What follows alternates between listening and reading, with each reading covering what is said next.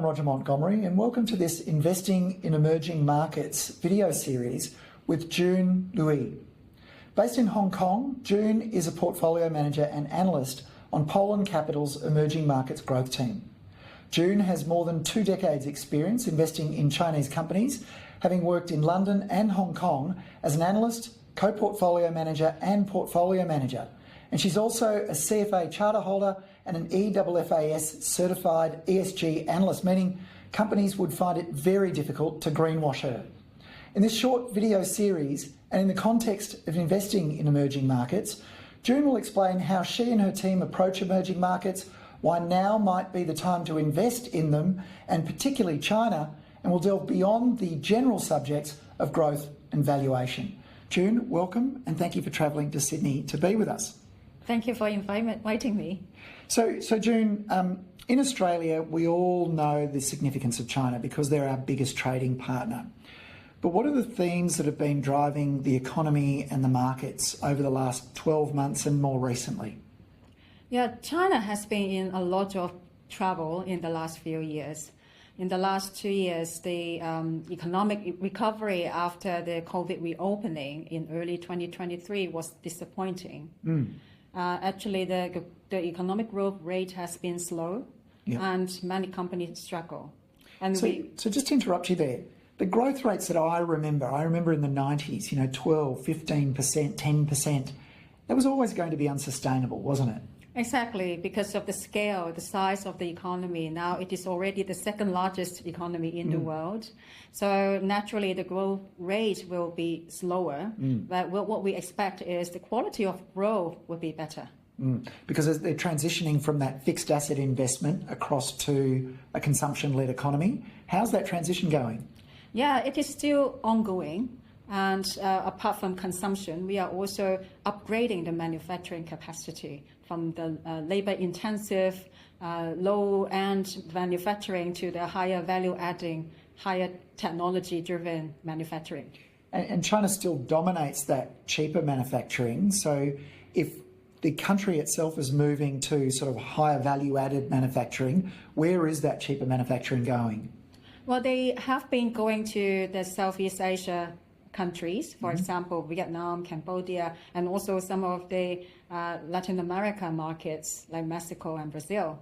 And those profits obviously remain in those Chinese businesses that own those manufacturing plants overseas. Yeah, most of the time they might move some part of the supply chain to other markets and keeping the key business decision and key supply of the components in China. But most of the lower end assembly and lower end manufacturing will be in the other markets. Understand. Fantastic. So June, tell me, how has the Chinese market performed and the Hong Kong market as well over a year and again more recently? If we take the MSCI China index as a reference, the index has declined 60%, 60, wow, from the peak in early 2023 to the low point last year. And in September, we have the policy announcement, which the market received positively. And since then, we have seen some recovery in the market. So let's talk about that just briefly. Do you think that the positive response or reaction to government stimulus as well as support for the stock market, do you think that's sustainable? Yeah, well, we look at what they announced in the policy.